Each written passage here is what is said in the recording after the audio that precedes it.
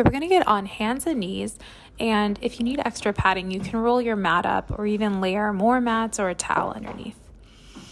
You're going to be putting your hands right underneath your shoulders, opening up the fingertips wide to support your wrists, and making sure your knees are right underneath the hips.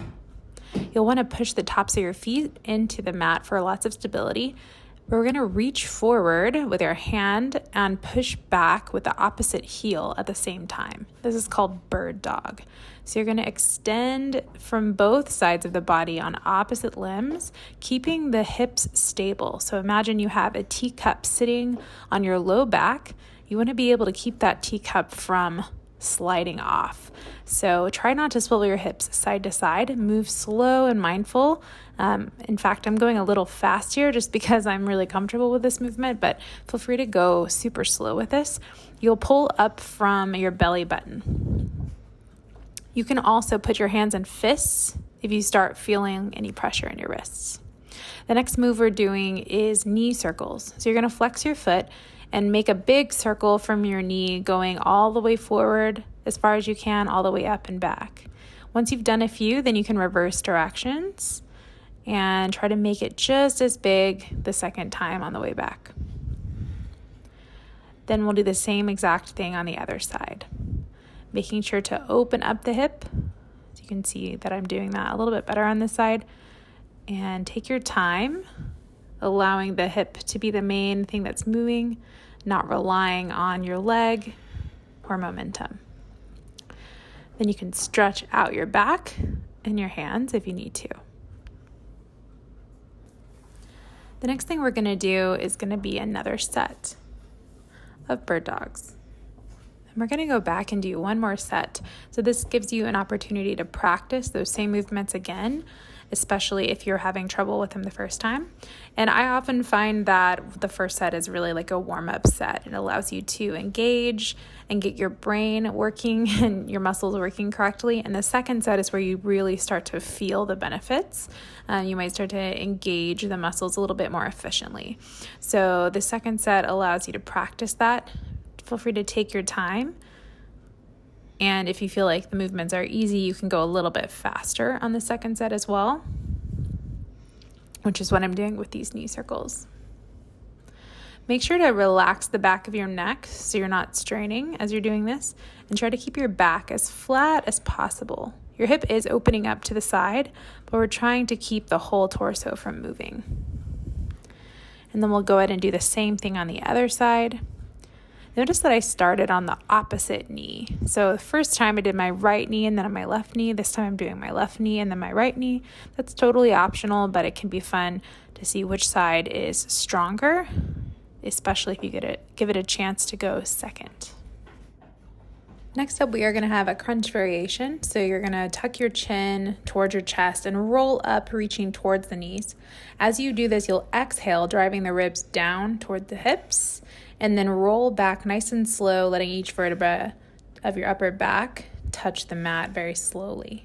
So you're rounding the chin and chest forward and then rolling back and resetting in between each rep, thinking about pulling tall through the spine. As you do this, you should feel your upper abdominal muscles start to activate, similar to what you'd feel with a crunch, but this is much less strain on your low back and your neck and more of an upper body flexion and then relaxation.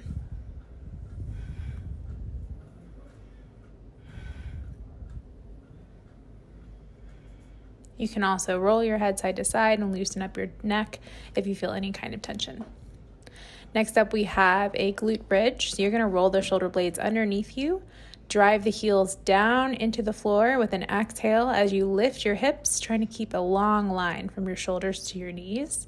As you roll down, think upper back, mid back, low back, and then pelvis, relaxing and making a straight flat line into the mat. And then exhale, roll up, squeeze your butt as high as you can away from the ground. Keep your knees and your feet about hip width. Don't let them go too wide or too narrow. And you can keep your toes slightly lifted in order to engage your glutes all the way. If you feel this in your low back, take your time. Don't push up so high. And think about rolling forward on the way down towards your feet. You'll want to exhale on the way up Inhale on the way down to reset, and feel free to go slower than this. A nice stretch at the end of this is a windshield wiper where you just let your knees fall to one side and then the other. Then we're going to balance that out with some dead bugs. So you'll bring your knees up above your hips and keep your hands above your shoulders. One hand and 1 foot at a time. You're going to alternate your left hand with your right foot, your right hand with your left foot, and you'll want to keep your low back flat on the ground. So you may need to pull your knees in further and tilt your pelvis towards your chest. Here I'm showing a variation that's a little bit easier. You'll just extend your heel up towards the ceiling or pushing it out towards the corner of the room. This is a great option if your core strength is not as strong or dead bugs are new to you and you feel any pressure in your low back. Ideally, you keep your back completely touching the ground the whole time and there's no tension in the low back. You may need a pillow underneath your hips for this to happen, especially if you have really tight hips or you have a really pronounced lower back curve. So feel free to play around with how you do this movement, but in general, you'll want to inhale on the way out and exhale to come back to center. And now we're just going to go back and do that whole thing one more time. So we do the crunch or forward roll variation where you tuck the chin, exhale, reach towards the knees, roll back down with an inhale. Keep your feet really rooted here. Think about pushing your lower body into the ground really strong so that as you're lifting up, it's more of a tucking motion and less of this feeling of squishing your torso. Keep your gaze forward. So you're looking up at the sky when you're laying down, and then think about looking towards the corner of the room, lifting up in the chest, or at least looking towards your knees as opposed to trying to look down at your belly button. And again, you can shake out your neck if you need to. All right, up next we have our glute bridges. So the second time is where you should really start to feel it more in your glutes. Notice how as you push forward on the way down, that it decompresses your spine and helps create a really long line. That's what we're going for, is a long line from your shoulders all the way to your knees. If you feel any pressure on your low back, try not to push up quite so high and just keep the space in your spine as long as possible. So think about pulling through the top of your head and pushing your hips forward to create more space in your spine. Play around with exhaling really strongly on the way up and inhaling on the way down with a big breath. Or some people find it useful to just hold the breath on the way up and then exhale on the way down. So breathe in a way that feels good for you. Okay, next we have our dead bugs. So you're going to pull those knees up, feet are off the ground. Inhale to reach out with your limbs. Exhale, bring the limbs back to start. It's really tempting to have the hands reach down towards the knees, but we want to make sure there's like a box in between your arms and your legs. So I like to imagine there's like a fluffy marshmallow or a bubble. And as you're extending the arms and legs out, you want to keep that bubble secure. So you don't want to squish the bubble. So keep that space between your knees and your arms intact, but apply this light pressure as you're exhaling and bringing the limbs back to center. Think about gently pushing on the bubble or the marshmallow. So you're going to create some tension, and that's going to help you engage your core. Remember to pull the belly button in nice and tight so your low back is pushed into the mat, and feel free to use a pillow underneath your hips or tilt your pelvis or your knees higher so that you have plenty of space in your low back and you're able to actually activate your lower abs. All right, moving on to a new section here. We're going to be in hands and knees. Open up those fingertips really wide and then walk your knees back. You can tuck your toes or you can flatten your toes onto the mat. And we're going to do a half knee push-up. So we're going to pull those elbows back in towards the ribs. You can go all the way down if you feel really good with full push-ups here, but we're going to work on half push-ups if you're new to push-ups or you don't feel comfortable there.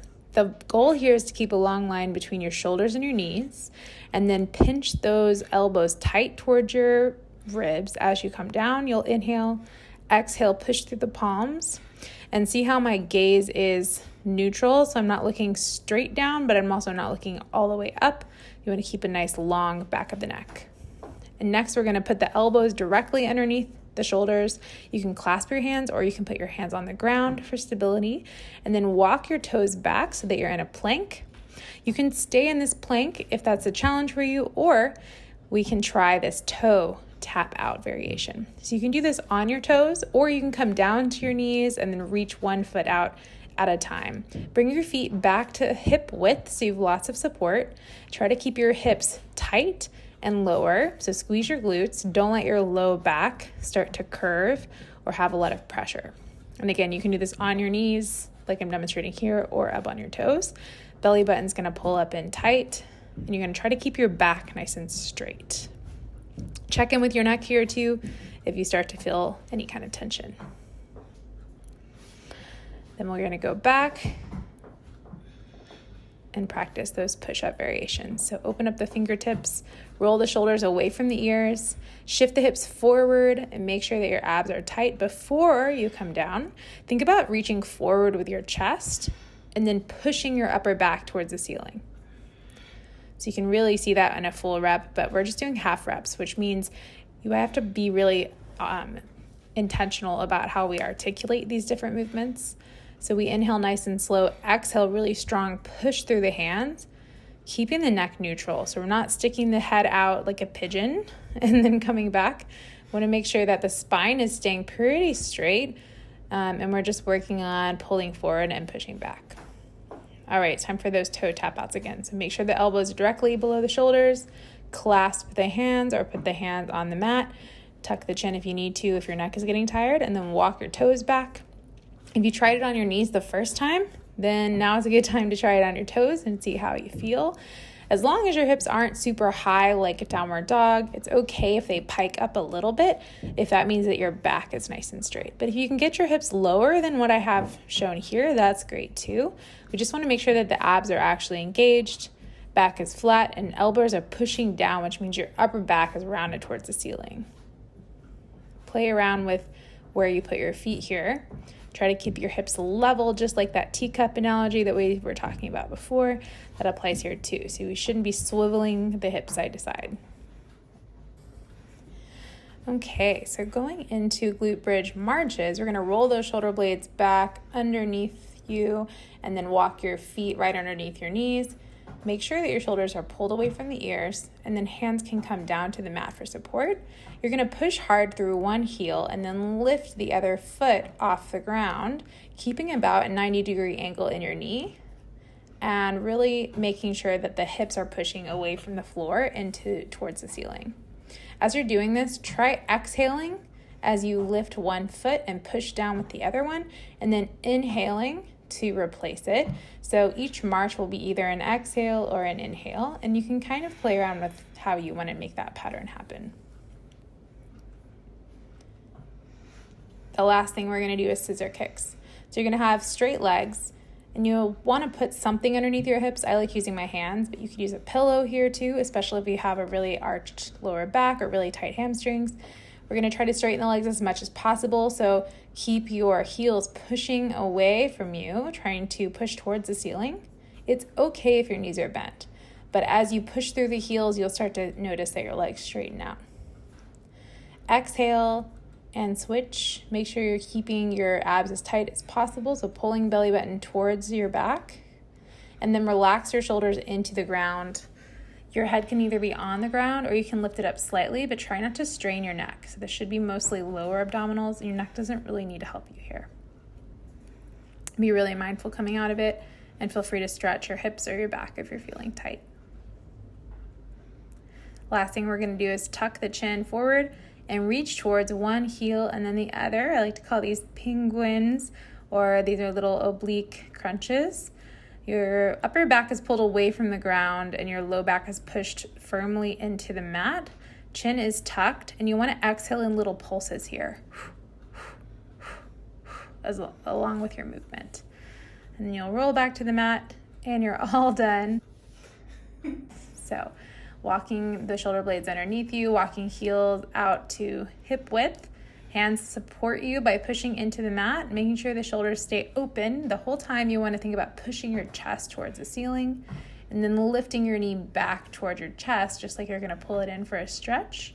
As you push your heel into the ground, make sure your heel is firm. We're not just relying on the toes. And then you'll feel a little bit of a burn in your hamstrings probably here. So focus on pushing through the heel so that your glutes engage really well. And then check in on your neck. Make sure that your shoulders aren't riding up. Keep your breath flowing here. Check in with your low back. Make sure we're not tight. And then the next thing we're going to do is those scissor kicks. So grab your pillow, put your hands underneath your hips. Focus on the flexing this time. So flex your toes back towards your face and then push through the heels to see how straight you can get your legs. It's not really about how straight your legs are, but you do want to have a flexion in your hamstrings or in your quads so that you're able to really press. And that's going to allow you to engage your lower abdominals a little bit more efficiently. The more your knees are bent, the more you're relying on your leg muscles to move your legs. So we want to allow your abs to actually work so that they can grow stronger. So keep flexing and then switching. If this is really intense for you, you can also have both feet on the ground and then lift one leg at a time, just normal leg lifts. The scissor kicks are a little bit more intense than that. And last thing we have is the little penguin oblique crunches. So upper back and shoulders is away from the ground this whole time, and we're just moving side to side. So if you feel yourself going up and down with your back, that's not really what we're going for right now. We want to be reaching side to side. You can touch your ankle or heel if you want, but if you can't quite reach that far, it's okay. Just reach towards it. And you should think about driving your ribs down towards your hips, but one side at a time. And you're done.